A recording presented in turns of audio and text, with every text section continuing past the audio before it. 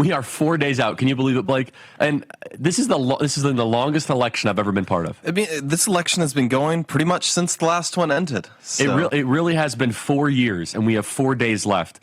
Needless to say, everybody, if you haven't voted, you need to go vote. In fact, right now, I just chased them to the ballot. There's somebody in Arizona that was like, I don't know if I'm going to go vote.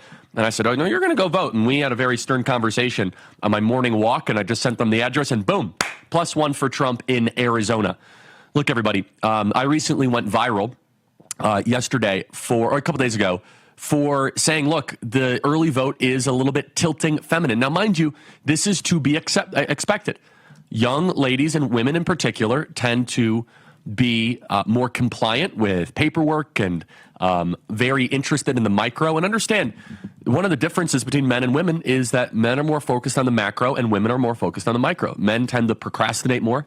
And the data shows that they will always show up later on election day. However, there is a risk involved in that. Isn't that, Blake? Because what if you have a 1% male decrease?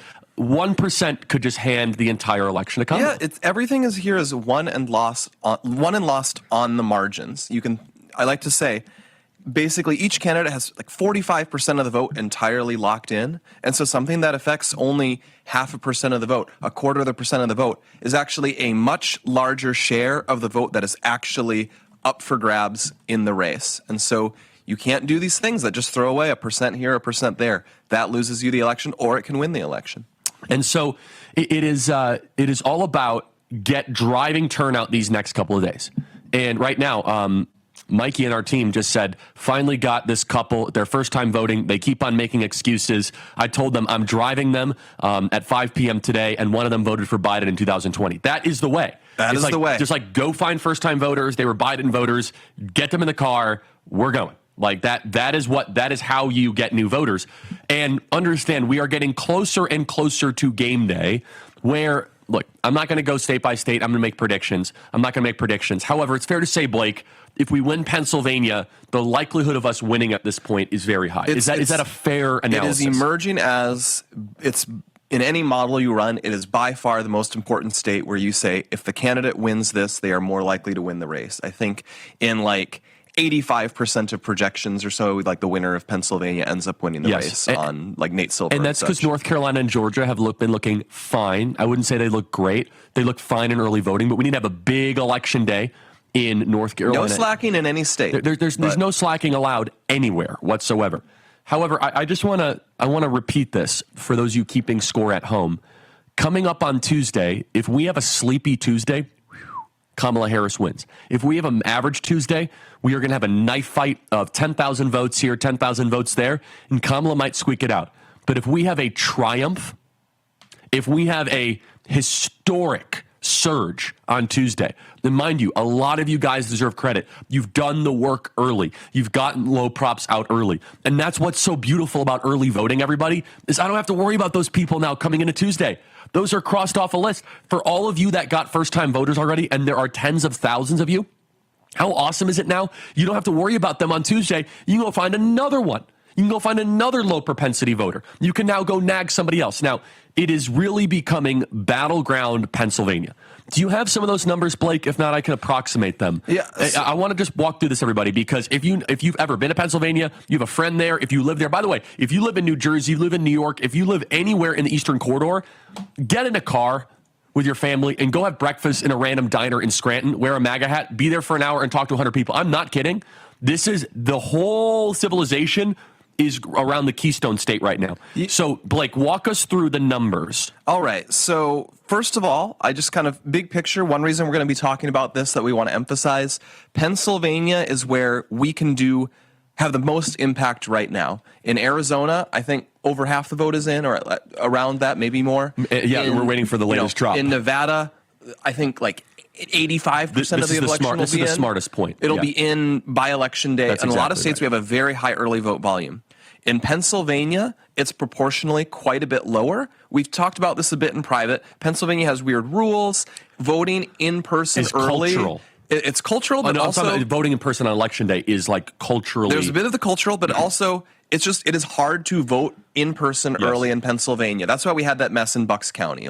You have to go to the county building. You have to fill out basically the mail ballot application, and then they'll like do the whole application, and then they'll give you your ballot, and you have to fill it out right there. It's a process. So what I'm saying is, in states where we have very robust early voting, like Arizona, we've been running ahead of Democrats. It's great. Pennsylvania, we are down there, and they're getting optimistic about this.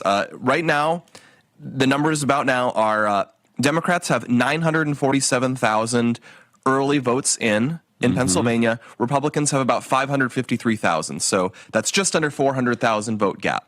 However, in 2020, it was 1.1 million. It was 1.1 million. So it's much closer than it was before. That doesn't mean, we made a gain of 600,000, because you have to figure we have taken some election day voters and moved them early. Some That's cannibalization, just how it is, but for sure. We don't know how much. Yeah, I mean, definitely it is a good trend, but you don't want to overread into it. And so when you have that much, you can also think of it this way. In 2016, that's probably a better comparison than 2020, because turnout was supercharged in 2020. So we can maybe assume it'll be closer to 2016's numbers, because you don't have COVID, everyone locked in, everything burning down. In 2016, you had 2.97 million votes for Donald Trump. You had 2.92 votes for Hillary Clinton. We won by total. Yeah, and with Biden and Trump, it was like 3.6 to 3.5. Yes, it was way more. Yes, it was way 3.4 and a half to 3.7, 3.5. So you can kind of think of it as Democrats have banked about 1 million votes, and they're going to need about 3 million, we'll say, and we've banked about 500. So yeah, and yeah, we've banked about 500,000. So if we could get, and there's some independents, but we won't sweat that too much. And by the way, just to be clear, some of the Dems are actually Trump voters, but let's not even count on that. Let's go strict partisan analysis, because that is the fairest way to do this. Yeah. So there's about, let me check here, the number of nonpartisan voters. That's 188,000. So yeah, and let's assume they're about 50-50. Let's just for argument's say 50-50. So what you've got is, you can imagine, if we get it 50-50, the Republicans are at about 650,000 votes actually in. So if you want to put it this way, if we get 2.5 million people to vote on Tuesday for Trump, we win. I think that's a pretty safe figure to say. And the Democrats would struggle to match that. Is that correct? I think they would have. We've seen the signs in Pennsylvania where they're worried they're not getting the turnout that they would usually get. But that would only get Trump to 3.1 million, which is, so we're trending for lower turnout in Pennsylvania than 2020. I think generally people are expecting lower turnout, and if I feel like that makes it, maybe we want to target the 2020 numbers. That'd be great. So it's Project 2.5, everybody, not Project 2025. Project 2.5. Yeah. If we can get 2.5 million people to vote for Trump on Tuesday in Pennsylvania, he's president of the United States. And I'm not saying that as a proclamation. If Georgia holds, North Carolina holds, there's not a surprise anywhere else.